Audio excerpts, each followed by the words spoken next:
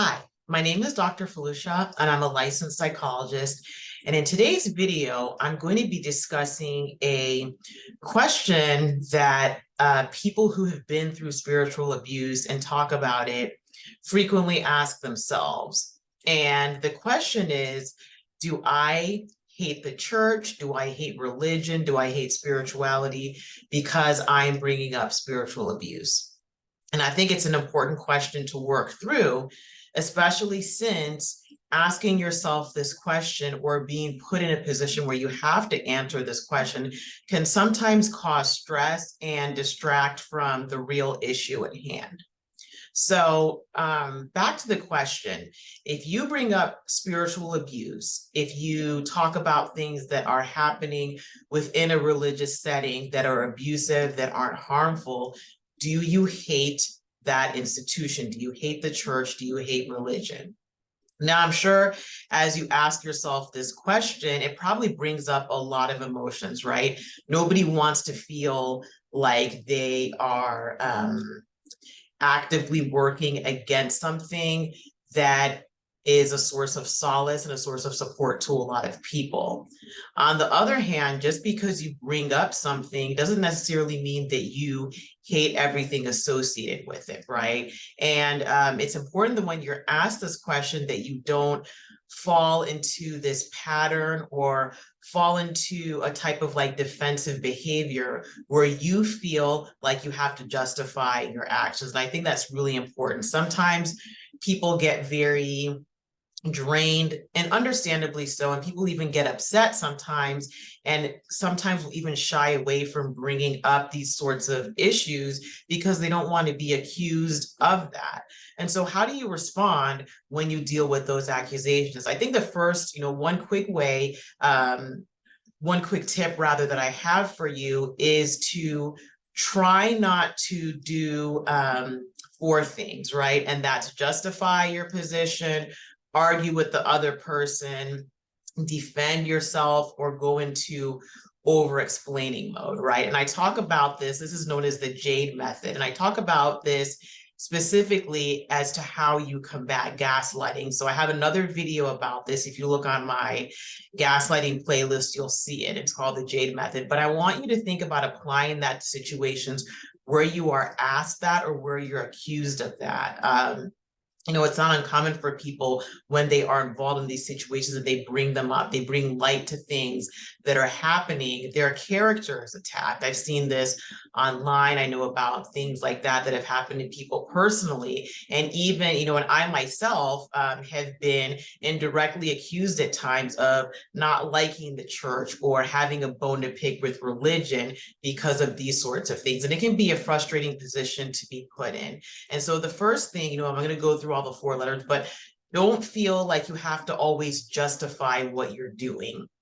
And I'm going to explain that. So let's say there is information that you are blowing the whistle on, right? Or even if you're not the position of the whistleblower, pointing out that, hey, this behavior is not right. It doesn't even have to be spiritually abusive behavior.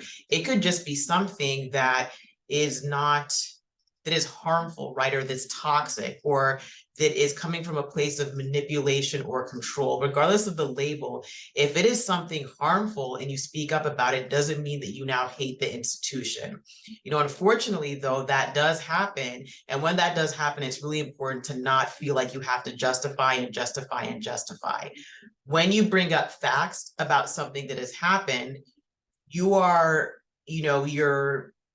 from you think about it from a logical position, when we see something that's not right, when we cover it up, we are in essence being complicit, right? And we're saying, well, that's okay because I don't want to draw attention to this negative thing, right? And so when you bring up something that is not going well, right, around you, think about the reasons, your own personal reasons for doing it. I'm not saying that you need to talk to somebody else and justify to them. It's more about understanding for yourself, why are you doing this, right? And people have so many different reasons, you know, if you listen to interviews and things like that. For a lot of people, they're doing this because they don't want other people to have to go through what they went through. They're looking out for the well-being of other people. Right. So when you are put in that position, instead of trying to justify what you're doing to other people, think about your own why as to why you're bringing this up, and specifically connect it to some values that you have. You know, people that I know who have brought these things up, brought them to light, they really value authenticity.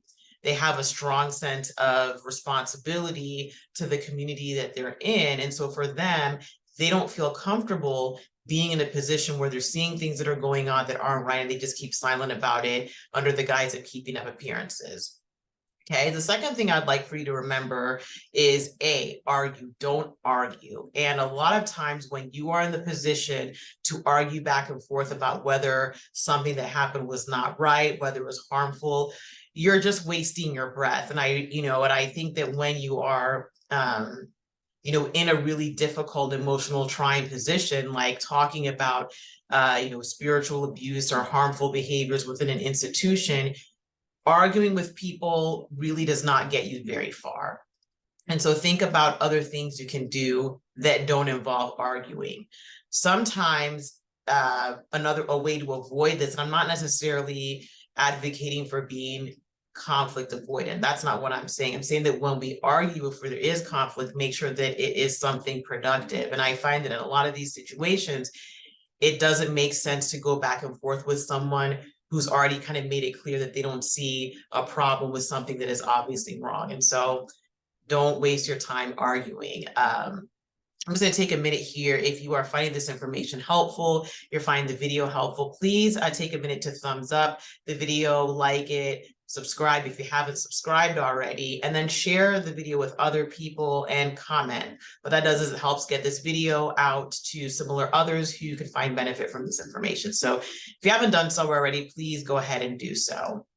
So we've talked about J, justify, we talked about A, argue.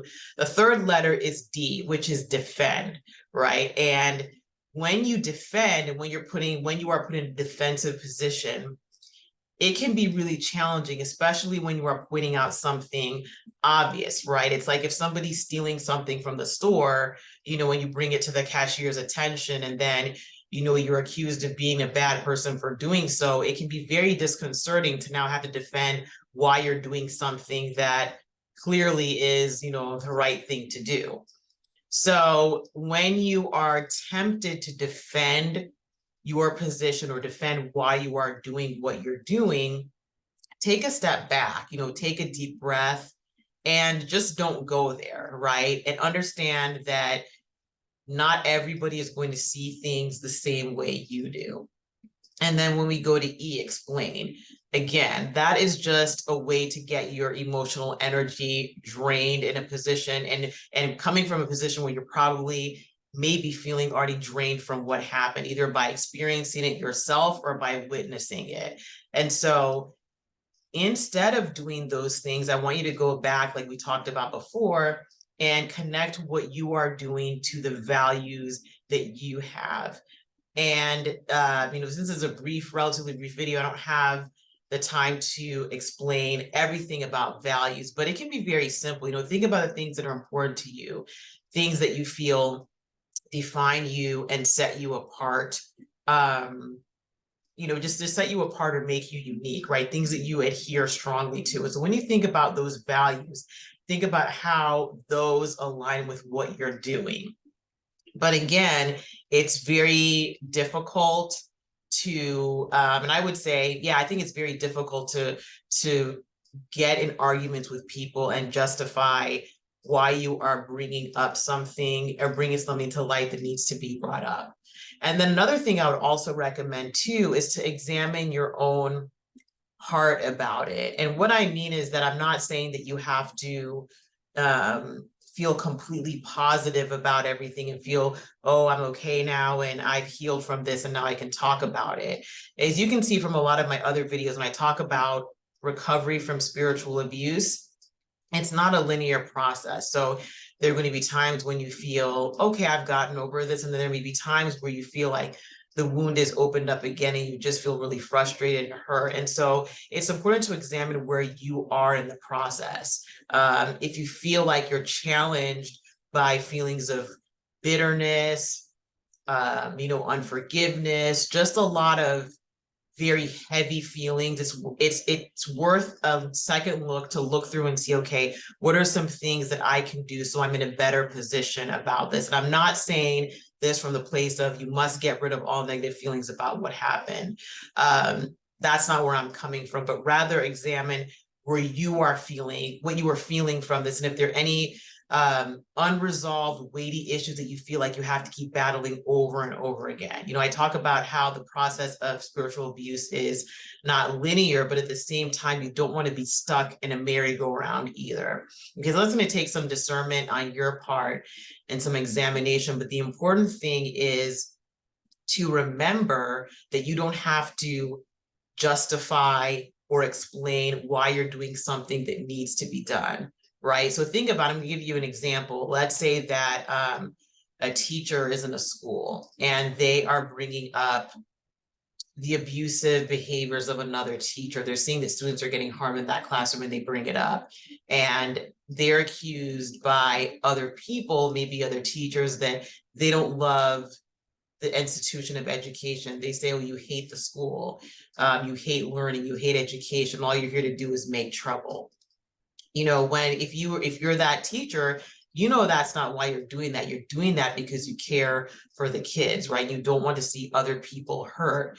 So it's important for yourself that you are connected to that and you understand that, yes, it's a difficult thing to bring up spiritual abuse and talk about spiritually abusive practices, but why are you doing it, right? And there are other people that get harmed. I remember that I was talking with somebody that had been through this, and they said, I really wish that somebody had just spoken up, right? And they felt at that time that they were powerless to, but they felt like if they knew somebody was advocating for them, if they knew someone would just bring it up and just speak up, that so much could have gotten done. And so it's important to realize that when you are doing these things, when you're bringing these things up, you are helping other people that may not have the emotional capacity, the awareness, or the courage to speak up. And so it's really important to understand that the things that you are doing by bringing these things up are not, don't think of it as anti this organization, but rather for people who may not have a voice or may not know how to use it or may be too scared to use it. So I want to encourage you with that, to remember that, again, those kinds of accusations are normal, right? If we look at any sort of situation where somebody has blown the whistle on something or told the truth or said this is going on and this is not right, there's always a lot of resistance. I can't think of really any example when everybody was just happy with this person shining a light on something that was hidden, right? And when you're doing that, think about who you're doing that for. Now, sometimes when people come from this position of, oh, well, you just hate the church and you don't like religion, or you're anti-spiritual, sometimes that comes from a place of feeling like the important, influential leaders are being attacked, right? And so it's not you don't like the church or you don't like this institution. It's really you're making these leaders feel uncomfortable, or you're making things go in a different way from what has been done before. And change can be very uncomfortable for a lot of people. And so it's important to understand for yourself why you're doing this. And also don't feel like you have to defend yourself. When we get put in a position to be defensive, it can be draining and it can also cause us a lot of doubt. So what I would say is also expect that type of pushback, right? And understand why you're doing what you're doing. And if you have any unresolved feelings, things that you feel keep bringing you back, things that you feel like you just can't shake, then it's an important cue that there may be some things that you need to do different with your recovery, right? Maybe it may be seeking professional help if you haven't done so. Maybe there may be some other actions that you haven't considered that you need to take. So again, I hope that this encourages you. And just to remind you that sometimes if you speak up about things, you may be you know, a lone voice or maybe one of a few voices, but it doesn't mean that what you are doing is wrong or born out of bad intentions. Only you are the person that can determine that, right? And you know, determine what your intentions are, which is, I say, before you do things like that, think about your values, think about what you are, I guess, moving toward when you bring things like this up. So I hope that information helps. For more information to help you along your spiritual abuse journey, you can go to my website, skillsetcounseling.com. I meant to say rather spiritual abuse recovery journey. So for more tips with that, you can go to my website, skillsetcounseling.com. You can also book a free consultation with the link in my website. And also in the description box, you'll see that. So I would love to hear from you all in the comments. You know, have you ever been put in a position where you felt like you had to defend your motives to other people in terms of bringing up things that were wrong, harmful, or toxic behaviors that you saw? And when you were in that position, you know, how did you deal with it? And what other tips would you have for people going through the same thing? So I'd love to hear from you in the comments, or just any other types of reactions that you had to this video. Love to hear from you. And thank you for watching. I hope you have a wonderful and peaceful day. Bye-bye.